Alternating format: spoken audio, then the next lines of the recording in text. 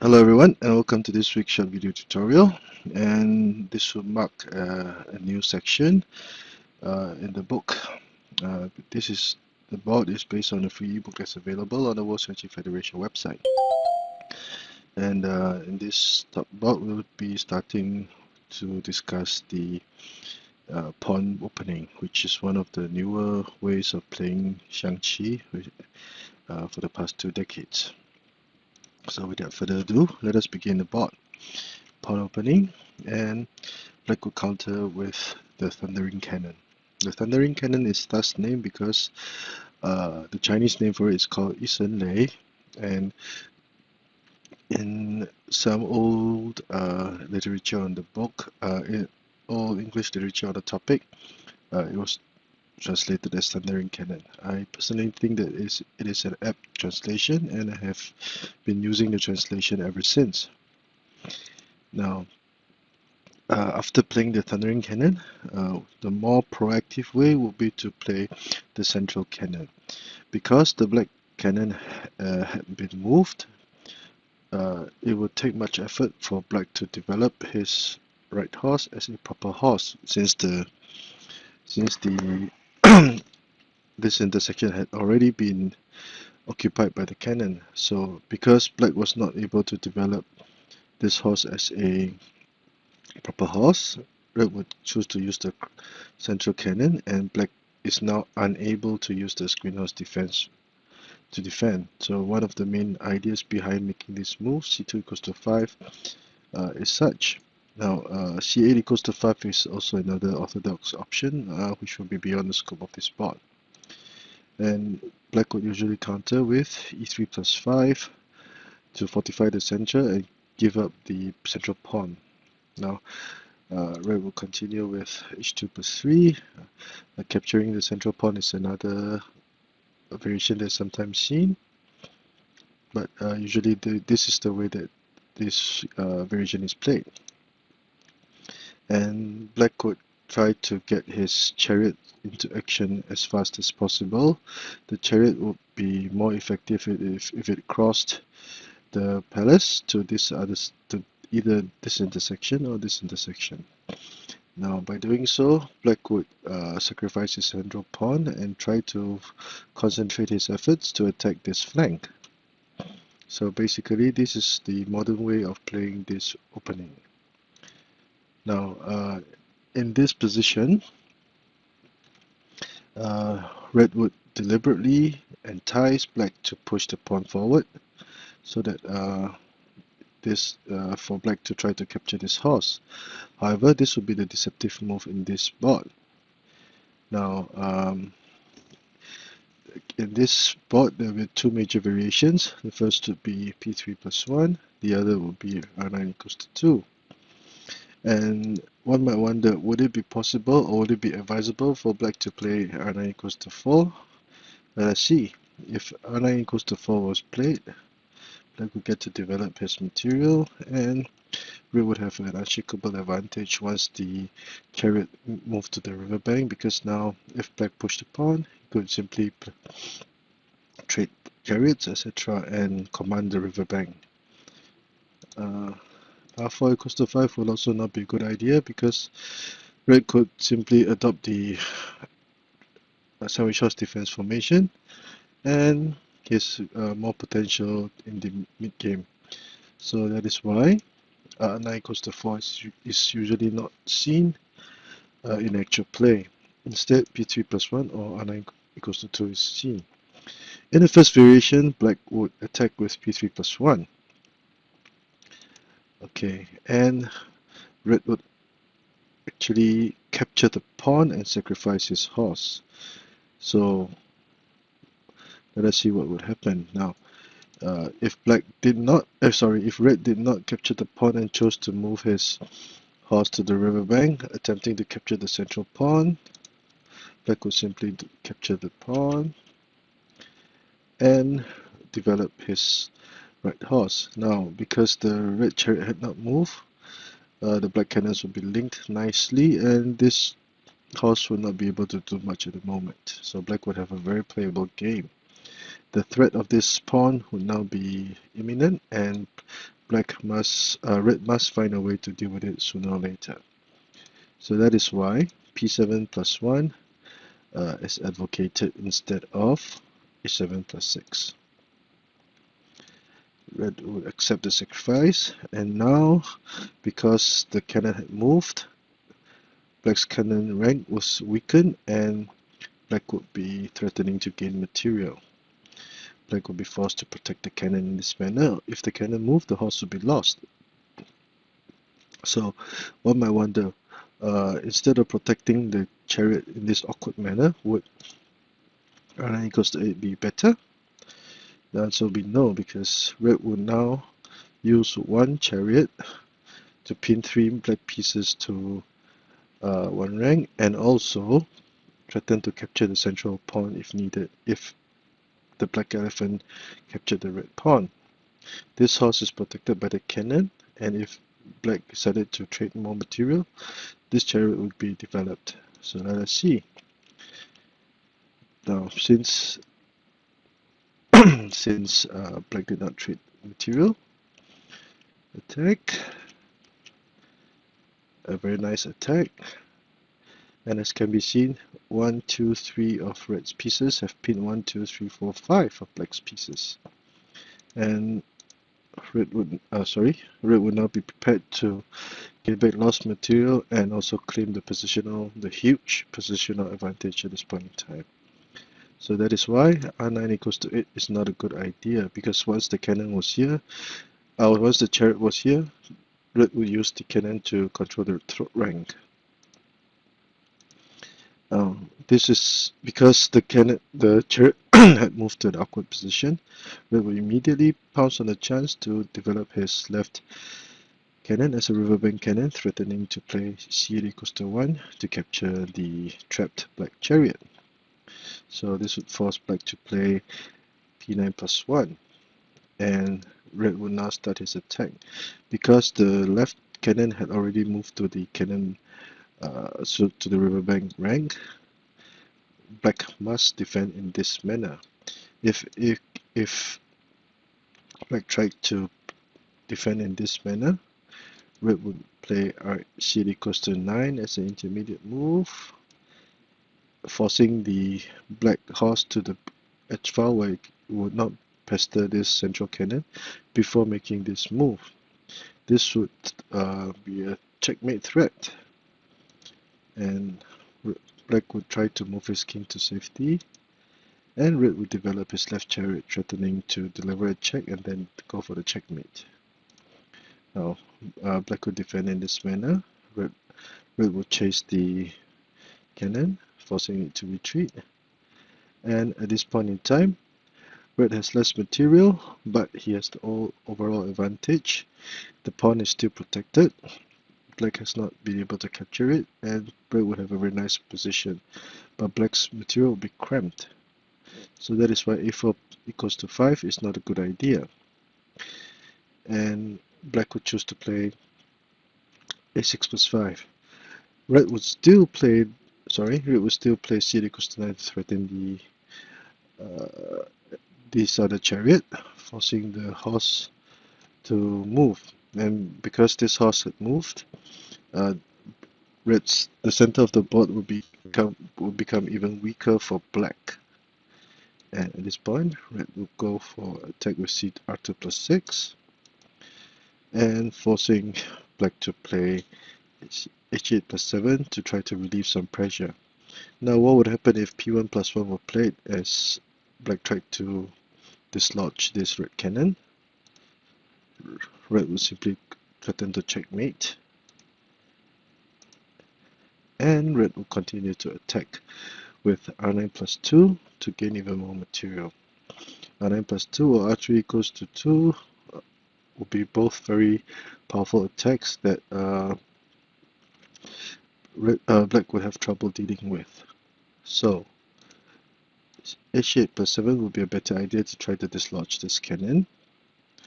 The cannon move away to safety. It's not a good idea to move to his own riverbank rank, because this cannon, the central cannon will get in the way of this other cannon. So with c5 minus 1, the cannon would be a nice position. If the horse move or whatever, the pawn can protect this cannon. So black would try p7 plus 1, and this chariot would immediately jump into action. Although red has sacrificed a horse, he would use the poor positioning of this black cannon by chasing it to gain more tempo in the game. And as can be seen, at this point in time, the most important line would be the rib file over here, because red is prepared to go for a iron bolt checkmate. And overall, this move would increase the pressure on black's left flank significantly. So black tries to protect the horse, and red would continue to attack in this manner, sacrificing another elephant, which black would dare not capture. Now, black would try to dislodge this cannon, and out of the blue, black could gain material with this move. So at this point in time, red would have, if the horse moved, this cannon would capture the chariot. Otherwise, this cannon would not take aim at this black chariot. So black was bound to lose material. So red would gain back lost material, and as can be seen, he would have a very, very nice position on the board. So the best move would be for black to move his chariot to safety and counter-sacrifice his horse. Red would capture the horse. Black would capture the pawn, threatening to capture the cannon. At this time, we can see that this cannon would also applying a skewer. Red will move the cannon backwards. Black will try to attack, but at this point in time, red would play c9 equals to 5 to traverse the cannon back to the central file, whereby red would now threaten to checkmate with c9 plus 2. So at this point in time, red has an ongoing powerful attack that black would have trouble dealing with. Victory would not be far away, and red would have managed to gain back lost material and have a winning position. So that is why when red plays h8 plus 7 to entice black to see how black would answer, it would not be a good idea to play p3 plus 1. Instead, the recommended move would be r9 equals to 2, whereby black would try to consolidate his would add pressure on this side of the board. Now this would be the sound move.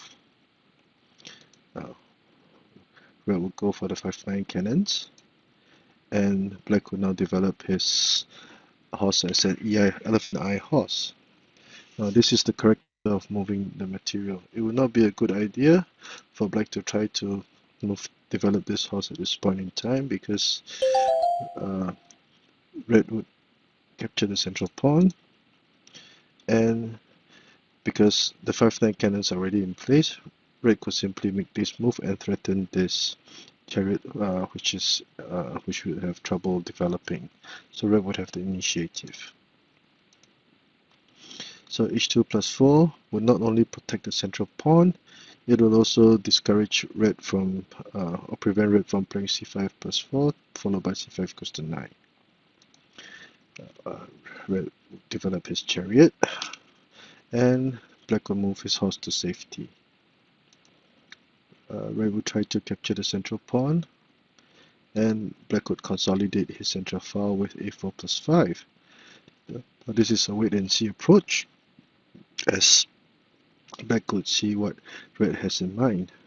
It would not be a good idea to play p9 plus 1 to try to develop the horse at this point in time, because red would make use of the horse to attack this, to threaten the black horse.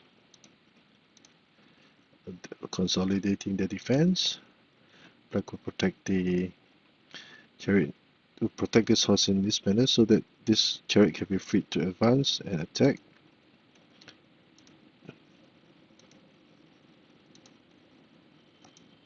And as can be seen, red will now be prepared to gain material. So red will have the initiative at hand. So p9 plus 1 is not such a good idea after all. And black would choose to consolidate his defense with a4 plus 5. Now, red will try to play c9 equals to 6 for the 5-6 cannons and to threaten or try to control this red file. Another commonly seen variation would be to adopt the cross palace cannon formation instead. So if this was so, protecting the cannon, black will develop his horse in this manner.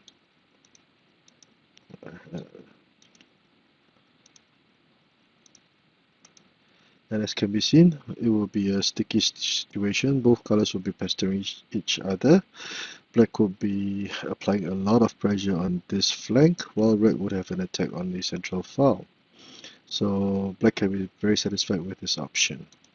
Now back to the board.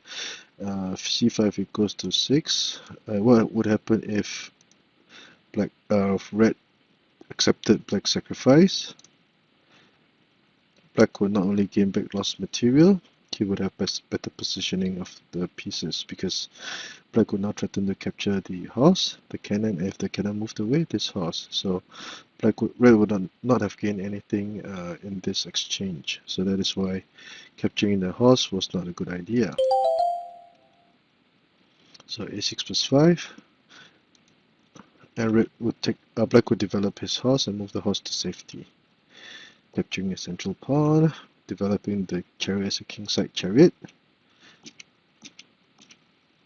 Okay, as can be seen, this variation will not be feasible.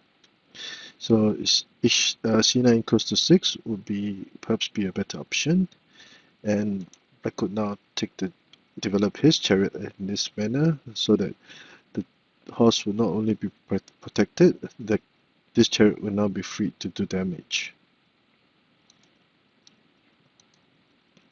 And black will now advance his chariot to the cross riverbank rank to target this rank and also the horse, the red horse. Horse would advance if trading material, and black would now. This is a very important move for black to make. Not only would it prevent the cannon from playing c5 equals to 1, the red horse. This would be preparation to develop the black horse later on in the game. So if this was not played and black chose to capture the pawn instead, as can be seen, because the pawn had not moved, this cannon would now capture the pawn, hinder the development of the horse, and allow red to try to orchestrate an attack on this flank.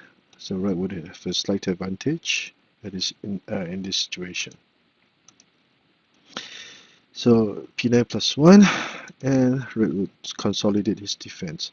Now, as can be seen at this point in time, red's defense was very strong. He would have a very nice defensive position, and most of his pieces are in the open. Now, red will only need to push this pawn, and this horse will also be activated.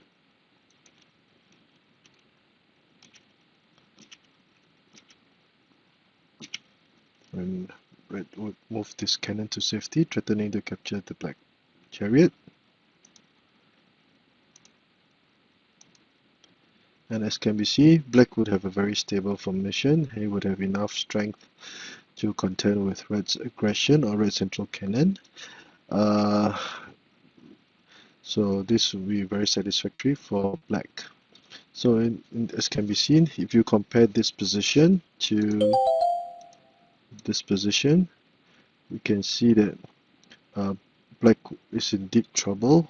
Black is barely able to keep up with red in this situation, but in the second position, black would have a very stable defensive formation, and it would still be too early to decide to determine the outcome of this game. So in this board, as can be seen, red developed his Horse is a proper horse for the fourth ply. This move, threatening, enticing black to push the pawn. So in variation A, red accepted red's sacrifice and had to pay a dear price. In variation B, black chose development over material and was able to gain a satisfactory formation over here. So, as mentioned earlier, faced with red's bait, black must consider his options carefully, and he cannot afford to be greedy and go after short-sighted gains by capturing the red horse. So as can be seen, this is one of this I've personally played this variation as black before, and I got tricked.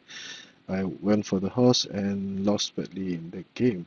So uh, the pawn opening is still quite new to me also, and but it's a whole new ball game. It's different from your central cannon versus screenhouse defense opening systems. There are many interesting rules, and I think this opening system will be very popular in decades to come. So I hope you've enjoyed this short video. If you like the work that I've been doing, please subscribe to my channel and give me a thumbs up.